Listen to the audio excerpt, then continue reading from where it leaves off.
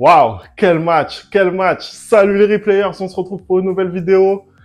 Le Cameroun qui s'en sort par un trou de souris.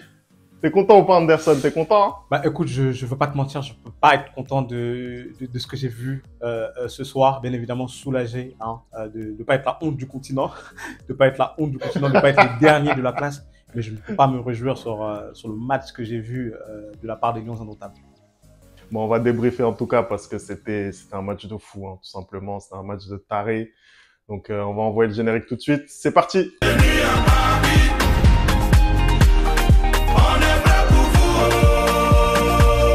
Allez, on commence tout de suite cette vidéo. Le Cameroun qui s'en sort 3-2 face à la Gambie dans une fin de match de fou. C'était incroyable. D'ailleurs, le match en lui-même était assez agréable.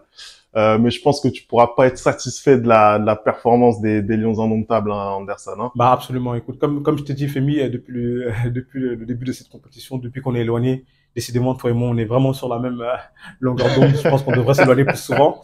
Non, pour revenir au débrief, je peux pas être satisfait de ce que j'ai vu ce soir. Bien évidemment, on a vu un match très agréable. Pourquoi? Parce que les deux équipes sont venues dans l'optique de gagner et de marquer des buts. Que ce soit la Gambie en 4-5-1 qui s'est présentée avec beaucoup plus d'attaquants que les deux matchs précédents contre la Guinée et contre le Sénégal, et que ce soit le Cameroun aussi où Rigobert Song a enfin changé sa formation et il est passé en 3-4-3 avec des pistons dans les côtés pour pouvoir centrer et trois attaquants avec chacun bien évidemment à leur poste. Donc on a eu un match très agréable. En première mi-temps, on a eu énormément d'occasions de la part des Gambiens. Hein, la Gambie qui a vraiment fait une très belle partie et ils ont vraiment donné du fil à retordre à cette équipe des Lions indomptables que je n'ai pas reconnu en première mi-temps, je ne vais pas te mentir. En termes d'envie, une fois de plus, c'était toujours pas ça. C'est-à-dire que j'ai vu la même chose que j'avais vu contre la Guinée et contre le Sénégal, pardon. Pas d'envie, zéro envie. Et j'étais pratiquement en train d'arrêter de regarder le match en première mi-temps. On m'a presque forcé à regarder la deuxième mi-temps. Et en deuxième mi-temps, une équipe totalement transfigurée. Voilà, enfin, une équipe du Cameroun qui a envie, qui joue. Et bah, comme par hasard, c'est là que le but arrive. Voilà. Non, c'est vrai. Je partage un petit peu ton analyse. C'est vrai que bon, je dirais pas que les Camerounais sont foncièrement passés à côté de la première période parce que bon, c'est vrai que ils avaient quand même une forme de domination territoriale. Après, c'est vrai que il y a quand même des comportements dans cette équipe qui interrogent vraiment. Moi, ce qui m'a vraiment alarmé, ce qui m'a sauté aux yeux, c'est quand en fait tu es dans la situation du Cameroun, c'est-à-dire dans une mauvaise position, en passe d'être éliminé de la Coupe d'Afrique, et que tu te permets en fait de rater des choses aussi simples, tu vois, que des coups de pied arrêtés, des centres. Là, je pense notamment à un Georges Kevin Koudou, passeur décisif par ailleurs. Mais c'est vrai que tu peux pas en fait rater des choses aussi simples. Tu le vois rater coup sur coup, un coup franc, derrière il a un corner il le rate. Ouais. Mais c'est impossible. Derrière tu vois Magri, il t'envoie un centre au troisième poteau. En fait, moi c'est plus ce genre de choses, tu vois, où tu dois être vraiment précis dans ces moments-là. Et là, pour le coup, l'équipe camerounaise a envoyé des très mauvais signaux, je pense notamment en première période. Voilà, je pense que tout ce que tu viens de décrire là, je suis totalement d'accord et je suis totalement aligné avec toi sur toute la ligne. Mais sauf que tout ce que tu viens de décrire là, je pense que c'est quelque chose qui se travaille en amont, en entraînement. Et moi, du coup, je m'interroge sur les entraînements de l'équipe du Cameroun. Parce que si c'était uniquement ce match-là que Nkoudou n'arrivait pas à centrer, je me serais dit d'accord. Sauf que depuis le début de la compétition, il n'arrive pas à lever son ballon. Et les seules fois où il arrive à le faire, il y a des buts en fait. Le seul fois où il arrive à le faire contre la Guinée, il y a eu un but. Et là, il y a eu un but. C'est-à-dire que c'est pas normal, comme tu le dis, d'avoir un sélectionneur qui ne note pas ces choses-là. Et à un moment donné, si tu vois que ton joueur n'arrive pas à lever le ballon, change de tireur en fait. Tu peux pas te permettre de rater ça. Après, c'est vrai que bon, normalement, tu arrives en sélection, t'es censé savoir faire ça, tu vois. Pour moi, la sélection nationale, d'autant plus au Cameroun, voilà, quand tu peux vainqueur de la compétition, normalement, tu as des joueurs qui sont capables de faire ça. Quand tu es sélectionneur, t'es pas entraîneur, tu vois ce que je veux dire. Tu es sélectionneur, tu es là pour prendre les meilleurs éléments de ton pays et trouver une symbiose dans cette équipe-là.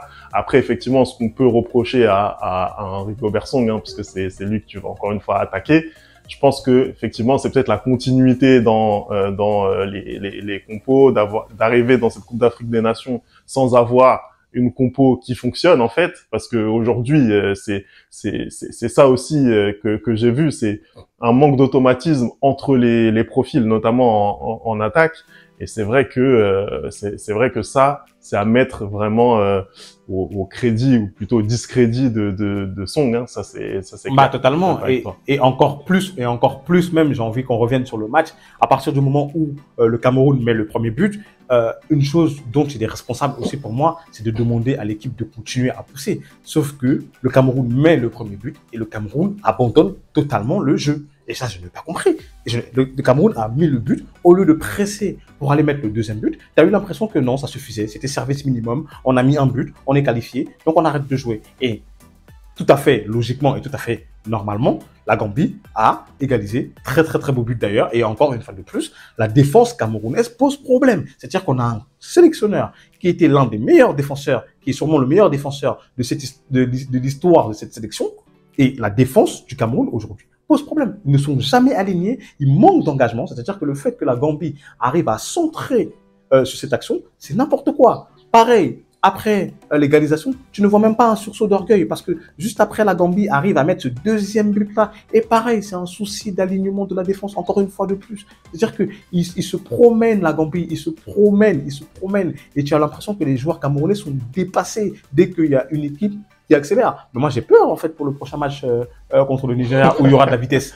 Qu'est-ce qu'ils vont faire, en fait? Parce que quand tu vas avoir des Chukwueze et quand tu vas avoir des Victor Osimhen ou des Victor Moses, qu'est-ce que tu vas faire, en fait? Qu'est-ce que tu vas faire? Non, je peux pas être plus d'accord avec toi. C'est vrai que le profil de cette Gambie, c'est une équipe de contre-attaque qui va à toute vitesse devant la cage adverse. On a vu notamment par l'intermédiaire de Minté, par l'intermédiaire de Barrow. C'est vrai que ils vont très très vite vers l'avant et tu l'as très bien dit. En fait, à chaque fois qu'il y a une incursion gambienne, en fait, le Cameroun est en danger. Le Cameroun est systématiquement en danger. Et ça, c'est pas normal. C'est pas normal. On l'a dit. Quand on veut aller très loin dans une compétition, on peut pas avoir une défense aussi laxiste. Et là, en fait, à chaque incursion, c'était vraiment très compliqué. En première période, ça a été encore plus criant qu'en seconde où le Cameroun s'est réveillé jusqu'à son premier but. Après, c'est normal aussi quand tu vois que le sélectionneur te met un double pivot avec des joueurs qui, depuis le début de la compétition, ne sont pas bons. À savoir Zambo Anguissa, qui est encore une fois de plus d'une nonchalance extraordinaire. C'est-à-dire que pendant presque tout le match, tu vois le joueur est nonchalant. Et en fait, ce qui m'énerve, c'est que dans les 20 minutes où le Cameroun domine totalement la Gambie, bah, tu vois le vrai Zambo Anguissa. C'est-à-dire qu'il est impérial, il est extraordinaire, il est majestueux. Et du coup, je te demande, mais pourquoi il ne peut pas être comme ça pendant 90 minutes? Et je ne comprends pas, en fait. Je ne comprends pas. Pareil pour Cham. En fait, j'ai l'impression qu'ils décident de jouer quand ils veulent. Sauf que c'est pas normal. Quand tu portes le maillot de l'équipe nationale du Cameroun, par respect à Patrick Mboma, par respect à Samuel Eto'o, par respect à Roger Milla, par respect à Marc-Vivien Foé qui est mort pour ce maillot-là, bah, tu dois te donner corps et âme, en fait. Et c'est pas le cas aujourd'hui. C'est-à-dire que le deuxième but du Cameroun arrive sur un but contre son camp de la part de la Gambie. Et c'est là que tu vois le Cameroun transfiguré à aller essayer de gagner le match. Alors qu'ils auraient dû le faire bien avant. Ils auraient dû le faire bien avant. C'est pas normal. Toi, le Cameroun, t'es la 35e nation FIFA, je crois, la 6e africaine, de galérer contre la 137e nation FIFA. Contre la Gambie, ce n'est pas normal. C'est vrai, je suis d'accord. C'est vraiment une équipe à réaction qu'on voit depuis le début de cette CAN. Le Cameroun, c'est vrai que c'est face, dos au mur en tout cas, qui se réveille. Et ça c'est pas normal. Moi, je voudrais quand même te lancer, Anderson, sur l'un des hommes de ce match, puisque c'est lui qui ouvre le score pour le Cameroun. Je parle bien entendu de Monsieur Karl Toko Ekambi. Comment tu juges son match en sachant qu'il te met un but extrêmement important et que à côté de ça, quand même, il vendange 2-3 opportunités claires de but? Bah, écoute, c'est simple. À part son but, pour moi, il n'a rien fait de bon dans le match. Je veux pas te mentir. À part son but, il n'a rien fait de bon parce que au-delà, comment dire, des occasions ratées ou au-delà même des soucis techniques, c'est qu'il n'apporte rien, il s'entête, il perd des ballons facilement, des contrôles. Normalement, je suis désolé, il est censé savoir faire ça, car Toko Ekambi, il est passé à Lyon, il est passé dans les plus grands clubs. Et en fait, des trucs tout bêtes, il n'arrive pas à les faire. Il n'arrive pas à les faire. Et puis, il a cette action-là où il a la possibilité de marquer et il tire sur la barre. Mais pourquoi tu tires aussi fort, en fait? T'as un problème avec le goal gambien. Pareil, il a une autre occasion, je crois, on le lance en profondeur. Au lieu de tirer, il prend tout son temps et du coup, le défenseur gambien, il revient. En fait, c'est pareil pour Koudou de l'autre côté, ils ont énormément gâché. C'est-à-dire que ce soir, si le Cameroun était éliminé, bah, c'était légitime.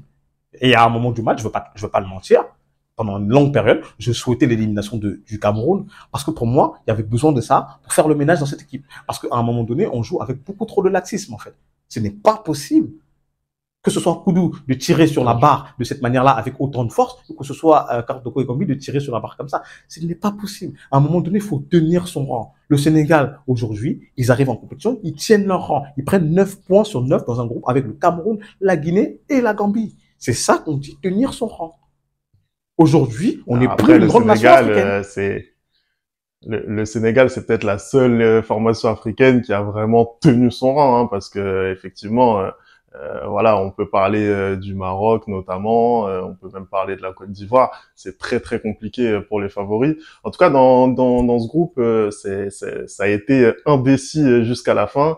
Et le classement final est vraiment étonnant par rapport à ce qu'on attendait aujourd'hui, puisque donc le Sénégal, bien entendu, premier avec ses 9 points. Mais c'est le Cameroun qui termine deuxième. Oui, mon gars, impossible n'est pas camerounais. Impossible n'est pas camerounais. Impossible n'est pas camerounais. Exactement. Et ça va faire une très très belle confrontation que moi perso j'attends beaucoup face au Nigeria. Pour le Cameroun, ça va être très très intéressant. Moi j'ai peur. Comment tu vois la chose, Anderson? Moi j'ai peur. Moi j'ai très très peur. Quand je vois le match contre la Gambie là, avec des attaquants qui sont virevoltants et qui nous mettent à mal, bah moi j'ai peur. Je suis désolé. Je vois un Victor Osimhen qui va peser sur la défense. Je vois un Chukwueze qui va se faire plaisir. Je vois un Moses qui va se faire plaisir. En fait, j'ai très peur. J'ai très peur. Là, on arrive en 8e. Mais pourquoi faire? Pourquoi faire? Si on va jouer de la même manière, on va très vite rentrer chez nous, en fait. On va très, très, très vite rentrer chez nous. Et est-ce que c'était pas mieux, peut-être, finalement, d'être éliminé en phase de poule et pouvoir reconstruire un vrai projet autour du football camerounais avec des joueurs qui ont envie de jouer plutôt que d'aller se faire éliminer en 8e ou peut-être même, par miracle, passer le Nigeria et se faire éliminer en quart et se contenter de dire que ouais, on a fait une bonne compétition et du coup on peut, comment dire, avoir l'arbre qui cache la forêt. Non, non, non, non. Je pense qu'aujourd'hui le football camerounais a besoin d'avoir ces vérités en face et a besoin de se dire que notre dernière CAN c'est 2017 et ce n'est pas normal. Je le redis encore, quand tu es le Cameroun, ta dernière CAN soit depuis 2017. Et me parle pas des autres pays. On n'est pas les autres pays, on est le Cameroun. Écoute, il y a un seul vainqueur de la CAN tous les 2 ans. Après le Cameroun, il y a seulement eu deux autres vainqueurs, à savoir l'Algérie et le Sénégal.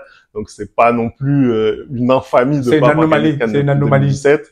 En tout cas, le Cameroun sera au rendez-vous des 8e de finale, toujours en lice pour remporter sa 6e étoile continentale. Merci d'avoir regardé cette vidéo. On n'oublie pas les bonnes habitudes @lereplayfoot. Vous me dites ce que vous avez pensé de ce match incroyable entre le Cameroun et la Gambie. Bien entendu, on continue à suivre la Coupe d'Afrique des Nations. Et puis le joueur gambien là, le joueur gambien, je t'ai vu avec ta main. Tu crois que tu es Maradona, mais non, non, tu n'as pas passé. Dieu t'a vu.